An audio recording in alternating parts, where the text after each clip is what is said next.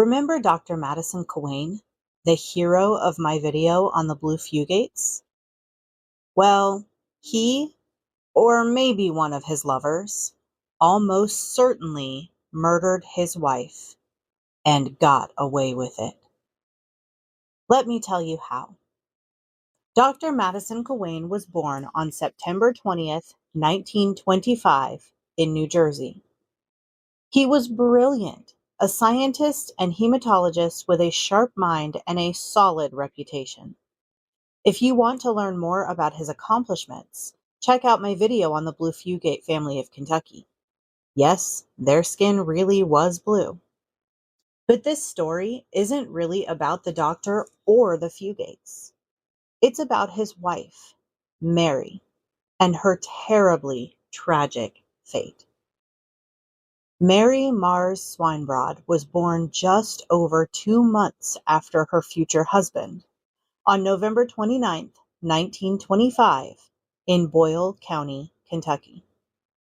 Her parents were George and Elizabeth Swinebroad. She met Madison Cawein III at the University of Kentucky, where they were both students. After his graduation from Harvard, the two married in 1949. Mary gave up her own studies and a promising future to become his wife. With Mary managing the household, raising 2 children, and supporting Madison's demanding career, you have to wonder, how did the couple still find time to party most weekends? But somehow, they did. Most weekends, Mary and Madison could be found alongside their close friends, Sam and Betty Strother, at a well-to-do and segregated country club called Idle Hour. That club is where the two couples were celebrating the 4th of July in 1965. They enjoyed a fancy dinner, and according to Sam Strother Jr., they each had a jaw-dropping 10 cocktails. And the night wasn't over. After the club, they all headed back to the Struthers' house for a nightcap. But shortly after they arrived, Mary began to feel unwell. Big surprise. So Sam drove her home, while Madison and Betty stayed behind to keep the party going. Back at the Cawein house, Mary offered Sam yet another drink, this time in her bedroom. They talked and drank for a while, and around 1 a.m. Sam left to rejoin Madison and Betty back at his place. If you're hooked by this story and want to hear more true tales that history tried to bury, take a moment to like this video and subscribe. It helps more than you know, and I've got plenty more stories coming your way. By the time Sam got home, Madison was nearly unconscious from all the alcohol. It was decided he'd just sleep it off at the Struthers. Everyone went to bed and slept late into the next day. The next morning, Betty tried calling to check on Mary. No answer. So she made the short 3-block walk to her friend's house. What she found was horrifying. Mary was seated in a chair in her bedroom, still dressed in her party clothes. Her head had slumped to the side, her face was slack, her skin cold to the touch. Mary Cawein was dead. In a panic, Betty called home and urged Madison and her husband to come immediately. When the 2 men arrived, Dr. Cawein rushed to Mary's side, took one look, and declared that she had done this to herself. He then called a friend, another doctor, and asked him to come confirm the death. While they waited, Madison handed Sam the 2 glasses from the night before, Mary's bourbon and Sam's beer. He told Sam to pour them out and wash them. Only after the doctor arrived and confirmed Mary's death, noting 2 needle puncture marks on her thighs, were the police finally called. It took 6 weeks for the autopsy results to come back. Mary Cawein's death was ruled a homicide. During the 6 weeks it took the coroner to determine how Mary died, Dr. Cawein had already started spinning his own version of events. On July 10th, police, who had tapped his phone, overheard a call between Madison and Mary's mother. He told her, "The pathologist said Mary probably just took too many Alka-Seltzers. Gas built up in her system and apparently caused a heart attack." But the coroner had said no such thing. Mary's blood alcohol content was staggering, just under 0.4%, nearly fatal on its own. But that's not what killed her. The real cause of death? Carbolic acid poisoning. According to the coroner, Mary died sometime between 2 and 6 a.m. The 2 needle marks on her thighs, investigators believed they came from an injected tranquilizer used to sedate her.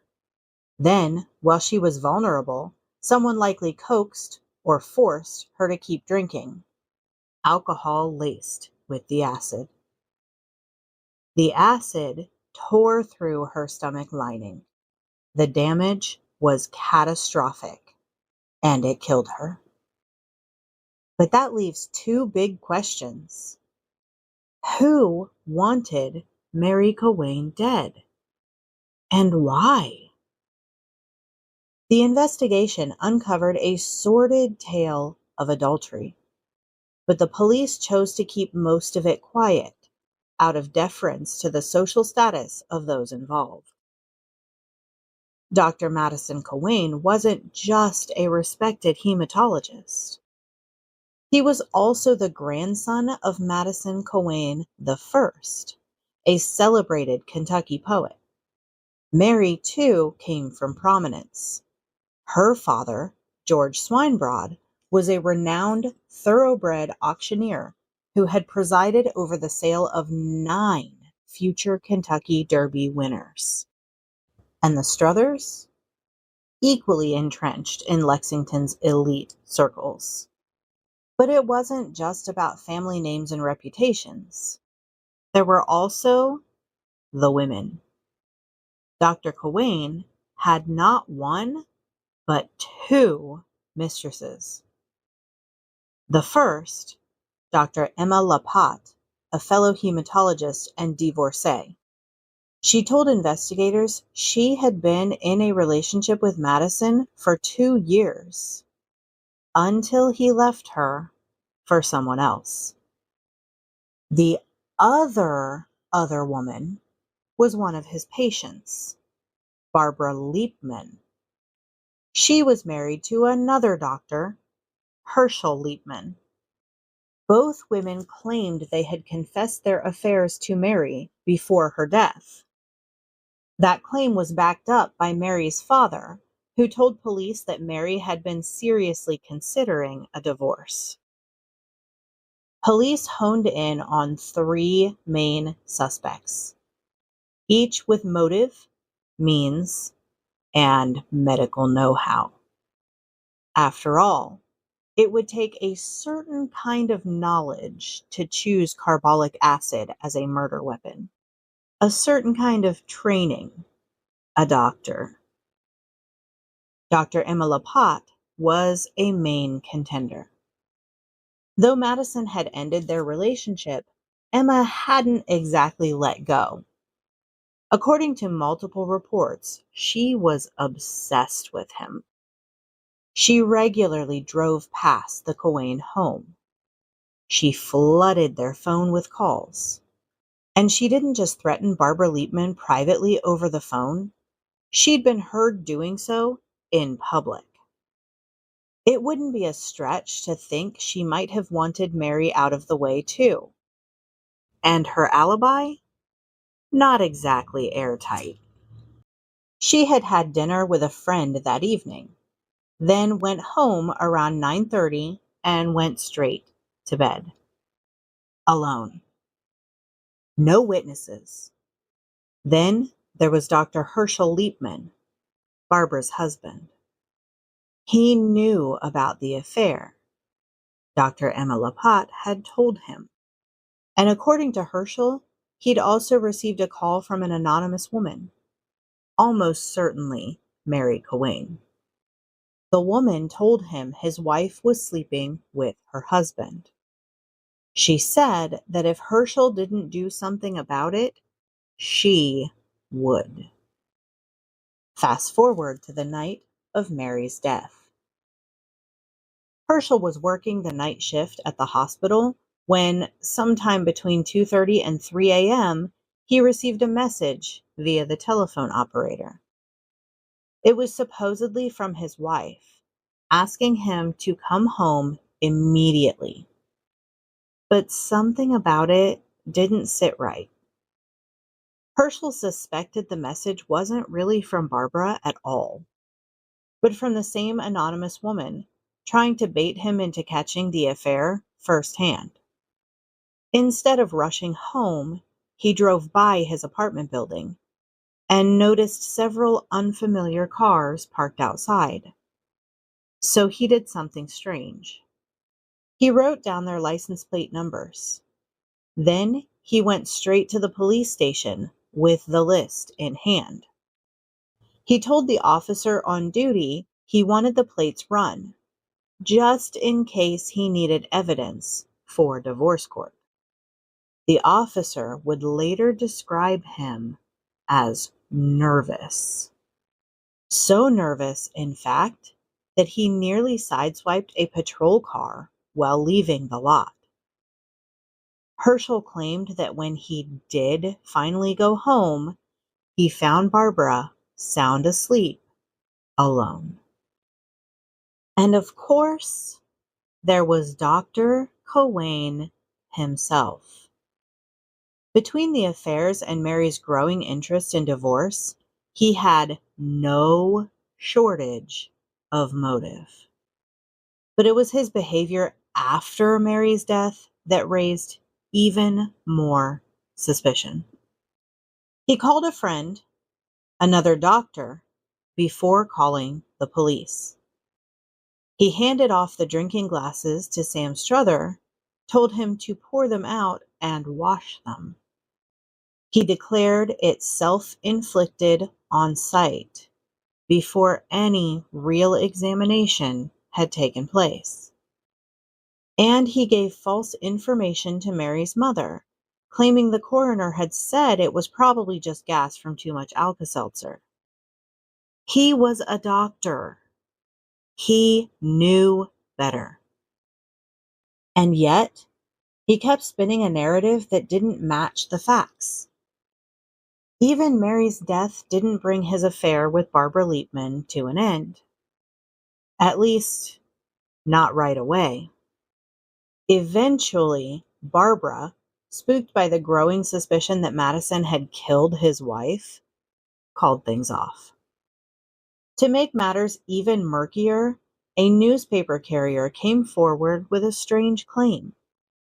He said that between 3 and 3:30 a.m., right around the window when Mary's believed to have died, he saw 3 cars parked outside the Cawein home. There should have only been 2, Mary's and Madison's. Sam Struther had already gone home by then. So whose car was the third? No one ever found out. Despite the lies, the affairs, the suspicious behavior, and the conflicting stories, there just wasn't enough evidence to charge anyone. Someone killed Mary Cawein, but no one could say for sure who. 2 children were left motherless. 2 parents left to mourn the loss of their daughter. And no one will ever know who was responsible. Well, except for the killer. Dr. Madison Cawein III died in 1985, 20 years after Mary's murder. He was 59. Dr. Emma Lapat lived to 83.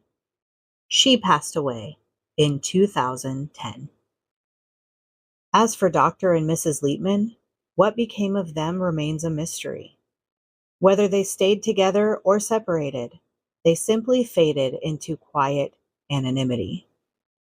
But it's safe to assume they too are gone. And the truth? It probably died with them. In the end, Mary Cawein's story is more than just a mystery. It's a reminder of how easily justice can slip through the cracks when privilege shields the powerful and the truth is too uncomfortable to confront. If you found this story as haunting as I did, please like the video, subscribe to the channel, and ring the bell so you never miss another overlooked or forgotten story. And if you know someone who loves a good mystery, share this video with them.